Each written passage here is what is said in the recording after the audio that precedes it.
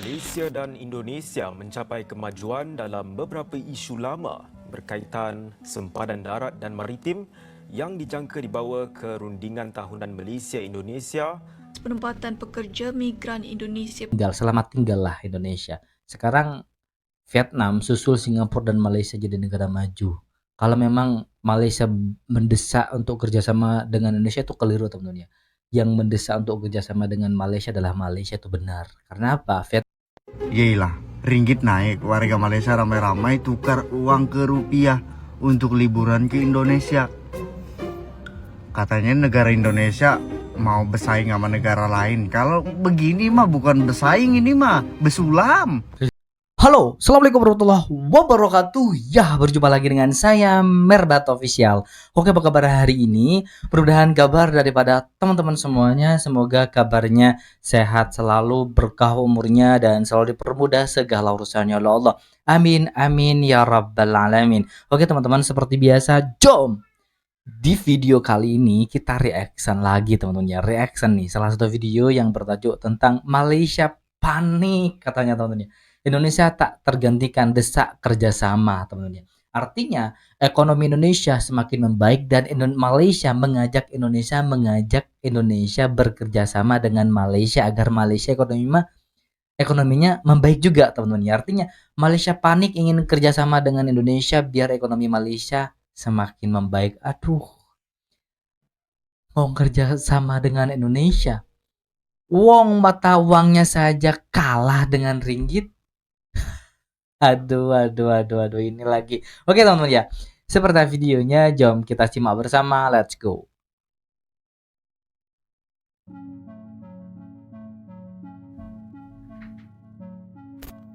Malaysia dan Indonesia mencapai kemajuan dalam beberapa isu lama berkaitan sempadan darat dan maritim yang dijangka dibawa ke rundingan tahunan Malaysia-Indonesia. Penempatan pekerja migran Indonesia PMI ke sektor kesihatan, khususnya tenaga kejururawatan. Di atas kertas, kesepakatan Indonesia dan Malaysia terkait perbatasan, energi, hingga penguatan perdagangan ASEAN terdengar seperti diplomasi biasa. Namun, jika diamati lebih jeli, ada anomali yang menggelitik. Mengapa pihak Malaysia tampak begitu menggebu-gebu mendesak kolaborasi, sementara Indonesia justru bersikap santai dan tanpa beban? Ibarat dua kawan, yang satu sibuk merayu untuk terus bersama, sementara yang lain hanya mengangguk tenang. Publik tentu bisa menebak siapa yang lebih butuh. Jawabannya bermuara pada satu realitas telak, Indonesia memegang kartu as. Siapa yang lebih butuh? Malaysia dianggap butuh Indonesia untuk menjadi sejahtera. Gak ada seperti itu teman ya. Padahal investor-investor asing itu lebih membutuhkan Malaysia daripada Indonesia. Yang pertama. Kedua, rakyat Indonesia butuh Malaysia juga. Ada 5 juta lebih lah, kurang lebih. Dari 2 juta ke 5 juta mungkin lebih teman-teman ya. Rakyat Indonesia menggantungkan hidup terhadap Malaysia. Siapa sih yang lebih butuh Malaysia daripada Indonesia? Jelas banyak rakyat Indonesia butuh Malaysia. Jelas banyak raksasa investor asing itu memilih Malaysia daripada Indonesia, teman-teman. Dengan status ekonomi raksasa dan ratusan juta konsumen, kitalah magnet utamanya. Saat bicara soal akses pasar dan rantai pasok, jelas negeri jiranlah yang lebih haus akan pasar kita, bukan sebaliknya. Tak hanya itu, mereka ingin pekerja Indonesia juga. Malaysia dan Indonesia mencapai kemajuan dalam beberapa isu lama berkaitan sempadan darat dan maritim yang dijangka dibawa ke rundingan tahunan Malaysia-Indonesia.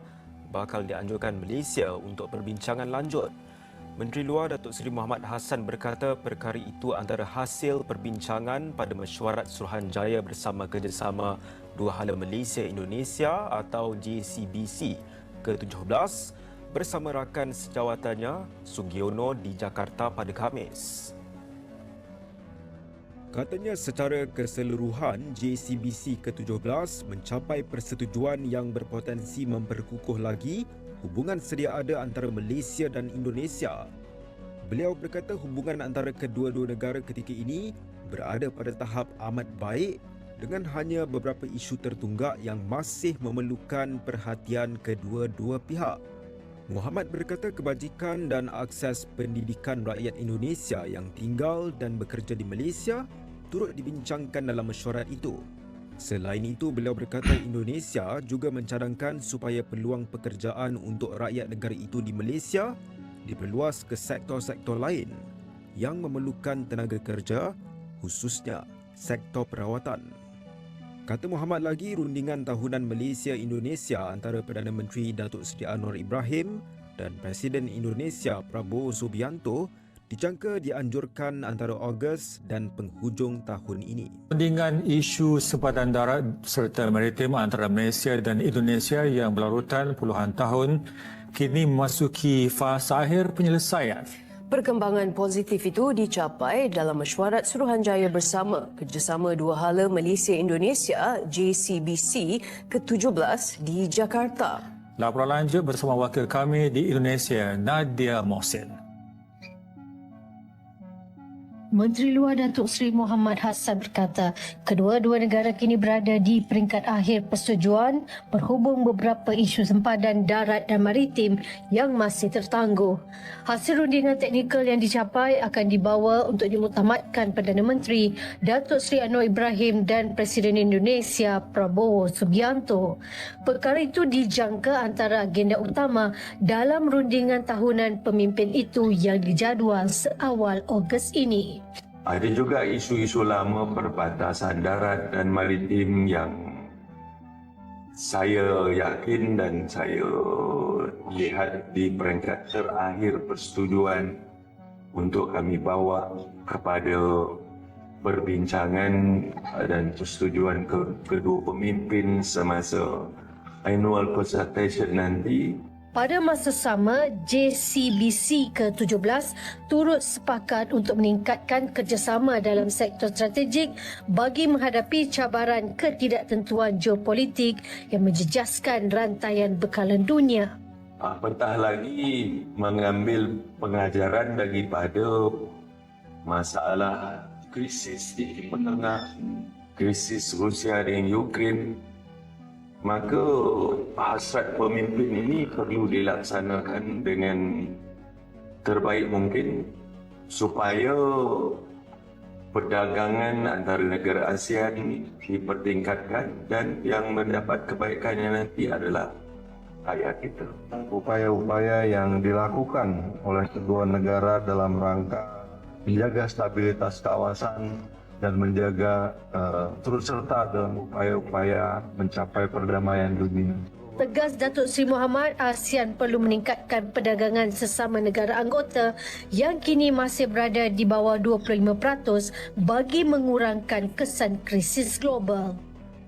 Artinya antara dua negara ini saling berdesakan ingin kerjasama satu sama lain, saling membutuhkan, seperti itulah teman-teman ya.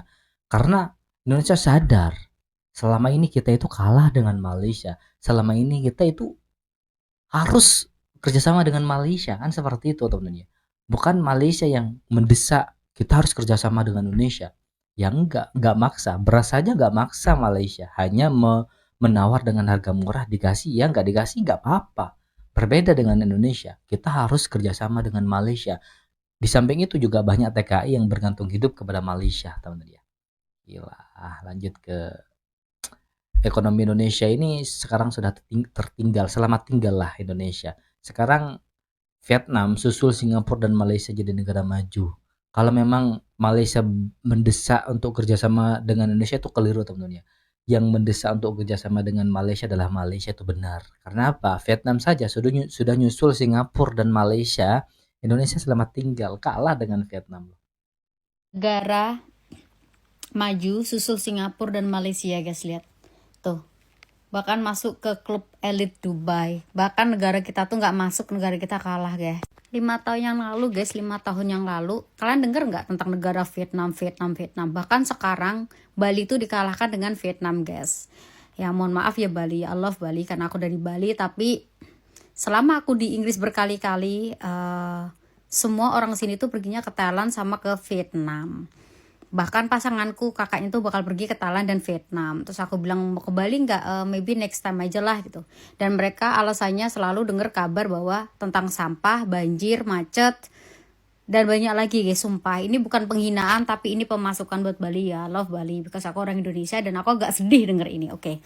Jadi sekarang tuh Vietnam tuh lagi naik guys. Bahkan dia tuh hampir sama mau kayak Thailand guys. Karena mereka tuh fokus ke pariwisata. Mereka tuh bener-bener fokus untuk bikin infrastruktur. Pertama yang mereka fokus itu jalan. Jalanan di sana guys, coba pergi ke sana guys. Jalannya tuh gede banget tapi nggak macet. Karena apa? Ya orang kalau datang ke suatu negara itu otomatis dari perjalanannya dulu dong. Dari jalan. Bukan orang dari bandara tuh langsung lompat ke hotel tuh nggak guys, dari jalannya. Jadi mereka tuh fokus membenerin infrastrukturnya. Dibetulin pengaturan jalan-jalan itu yang pertama. Jadi jalan sana tuh gede banget guys. Bisa kayak 5-7 meter tuh satu on way gitu loh, satu arah gitu kan. Jadi belum pulang perginya itu pertama. Yang kedua, otomatis sampah mereka tuh bersih banget guys. Vietnam tuh bersih banget. Jadi ini satu contoh lah. Di samping itu kita harus mencontoh Malaysia dalam hal kebersihan. Sekarang kita wajib mencontoh Vietnam. Karena di samping itu Vietnam sudah menjadi negara yang sudah meninggalkan Indonesia. Indonesia sudah ditinggal, selamat tinggal lah. Indonesia sudah mulai gak laku tuh menurut dia. Ya, salah satunya penyebabnya adalah kebersihan. Dan mereka tuh fokus, jadi nggak boleh buang sampah sembarangan. Jadi setiap jalan itu selalu ada tong sampah difokusin. Dan emang orangnya tuh ya diajarin. Selain disediain sampah, tempat sampah dari pemerintah, mereka tuh ya orangnya diajarin nggak boleh buang sampah sembarangan gitu loh. Tempat kita walaupun disediain sampah, kalau orangnya kita emang malas dan suka buang sampah sembarangan, tetap aja kotor gitu. Itu yang kedua. Yang ketiga, di sana tuh harga lebih murah guys daripada negara kita. Jauh lebih murah dibandingin, mohon maaf ya, negara kita atau Bali. Ya kan? Hotel-hotel tuh masih sangat murah dengan fasilitas yang bagus. Pantainya tuh bersih banget, gak ada sampah dan masih tertata. Ngerti kan maksudku? Dan bener-bener mereka tuh emang niat mereka tuh untuk mencari banyak ini wisatawan. Jadi mereka tuh ya difokusin gimana caranya wisatawan tuh suka, apalagi mereka menarik wisatawan dari luar negeri. Dan orang luar itu guys emang ya kalian bisa dilihat di sini dan di video selama aku di luar itu nggak ada satupun sampah di jalanan berceceran karena emang Nah itu penting teman-teman, menjaga kebersihan itu penting, kesopanan itu penting teman. Kalau Indonesia ya memang sukanya seperti itu, makanya banyak wisata pelancong-pelancong asing itu mau berlibur ke Malaysia. Hanya kemarin saja teman-teman membludak. Karena apa? Bukan karena sampahnya, tapi karena harga bahan-bahan di Indonesia tuh dianggap murah. Disebabkan karena rupiah sedang buruk teman-teman ya. Makanya kebersihan dijaga. Vietnam saja sudah hampir setara dengan Singapura dan Malaysia loh. Indonesia enggak, selamat tinggal. Aduh. Di Vietnam tuh aduh enak banget dia bilang. Saya cuma datang ke kantor pemerintah yang urusan investasi. Saya bilang gue bawa duit, gue mau bangun pabrik ini. Di sini gue butuh lahan sekian. Orang lebih pilih di Vietnam. Kalau di Vietnam komunis, lu mau bikin pabrik nih, dia siapin lahannya. Yang penting lu siap ya, mau bikin klinik Athena misalnya ya, skala gede. Lu ketemu sama menterinya, dia siapin, dia cariin lahannya. Udah jadi, nggak ada tuh preman-preman, nggak ada. Lu langsung berhubungan sama negara. Di sini cari lahannya, lu beli lahannya udah berapa duit, ya kan? Kalau itu lahannya gratis nih kan? Yelah, ringgit naik, warga Malaysia ramai-ramai tukar uang ke rupiah untuk liburan ke Indonesia. Katanya negara Indonesia mau bersaing sama negara lain. Kalau begini mah bukan bersaing, ini mah besulam. Kalau nilai tukar mata uang Indonesia rendah, gimana mau bersaing ini? Ya deh, bingung gua. Ini kebanyakan ngurusin MBG sih. Ya ilah, madet banget loh. Solusinya bagaimana kalau udah begini? Berak, sekebon, cebok, sendok. Hehe, madet. Ini nih si Benik, siap-siap. Negara krisis, investor saham Beni Batara prediksi Indonesia krisis lebih parah dari sekarang mau mengakui lo dari kemarin lo biasa-biasa aja, kampret. Oh sangat, kalau kita ngomong mungkin sangat mungkin ada begitu banyak indikator yang mengarah ke sana karena gue sekarang udah bilang tunggu aja ya, $1 tuh bakal jadi lebih dari Rp20.000. Itu lebih parah dari 98. 98 lebih parah, loh. lebih parah. Itu nggak Pasti lebih main-main. parah. Apa indikatornya sampai Bang Benix bisa ada prediksi itu? Tadi kita nggak punya duit untuk bayar utang. Kita defisit anggaran. Target negara belanja 3.600 triliun tahun ini. Padahal penghasilan cuma 3.000 triliun. Nah, kita kan bukan orang bodoh. Sejak SD diajarin jangan hidup lebih besar pasak daripada tiang. Tapi negara tingkah lakunya penghasilan cuma 3.000 triliun, belanja 3.600 triliun. Berarti udah pasti lu defisit. Duitnya dari mana? Ini belum ngomongin soal lu bayar utang jatuh tempo lu. Kita masih belum ngomongin harga batu bara bakal terus turun. Pendapatan negara royalti dari situ berarti bakal berkurang. So, apa yang harus dilakukan sama negara kalau begitu? Nanti di bulan Juni lu akan lihat, Rizka. Di situ Prabowo harus ambil keputusan yang sangat berat. Kita nggak bisa bayar duit jatuh tempo utang tuh 600 sampai 700 triliun. Kita nggak punya duit. Apa yang akan diambil keputusannya? Kalau keputusan yang paling sulit diambil Prabowo adalah cetak duit, apa yang terjadi? Inflasi besar-besaran. Inflasi besar-besaran, semua duit beredar di masyarakat, duit nggak ada artinya kayak 98. Yang terjadi adalah demo besar. Iya. Sebentar lagi akan ada demo loh. Kalau terus-terusan seperti ini Indonesia ini. Gila Indonesia ini. Sosokan bahan bakar minyak ditahan-tahanin loh. Padahal sedang krisis. Gila. Lanjut ke video sebelumnya tonton ya. Jelas lah. JCBC ke-17 menutup tirai dengan komitmen dua hala. Malaysia dan Indonesia sepakat untuk memperkukuh kerjasama terutama dalam isu sempadan dan juga tenaga bagi berdepan dengan ancaman global, dan ini akan menjadi hala tuju kepada rundingan tahunan kali ke-14 yang akan menyaksikan Malaysia sebagai tuan rumah. Nadia Mohsin, Jakarta, Indonesia. Ketika lawatan Datuk Seri dengan dekat Indonesia dengan sebut dalam persepahaman JDA itu, kerajaan Sabah tidak diambil kira, tidak dijemput bersama. Baik, sudah bangkitkan lawatan saya bulan lalu. Presiden Prabowo datang ke Malaysia dah 4 kali. Pak Anwar hari Minggu free tidak? Saya kata malam boleh. Okey, datang dinner dan balik.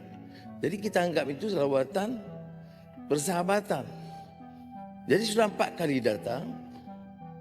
Teman-teman Kementerian Luar Indonesia dan Malaysia mengatakan wajarlah saya hormat juga dia sebagai. Jagung Indonesia kini mulai tembus pasar internasional. Sebanyak 100 ton jagung dari Kalimantan Barat resmi diekspor ke Malaysia menggunakan 10 truk. Kontraktor ni memang senang buat duit lah. Ratus ribu sekali dapat projek. Saya ada sembang dengan satu orang brother ni dari Indonesia. Dia dah 7 tahun duduk di Malaysia. Dia bekerja dengan satu company construction lah. Bos dia orang Melayu, Bumi Putra. Dia kata bos dia dapat projek buat bus stop. Buat bus stop sebanyak 9 buah. Dia tu supervisor lah Indonesia tu. Jadi dia yang menguruskan projek tu. Dia kata satu biji bus stop tu berharga RM100,000. Satu biji bus stop. Bus stop tu dekat dengan rumah saya. Saya tahulah macam mana dia punya. Wah alamak, macam ni je RM100,000. RM100,000 dia punya harga. Dan dia dapat 9 biji bermakna RM900,000 punya projek. Bos dia dapat lah. Keuntungan saya tanya berapa kalau macam tu dia punya market, dia punya apa tu, untung berapa satu bus stop. Sajalah nak korek-korek kan. Sekali dia cerita juga. Dia kata dalam 70%, 70,000 lah. Kita ni kalau terlapor baik, orang akan pijak-pijak kita tau. Termasuk jugalah warga asing. Artinya apa teman-teman ya?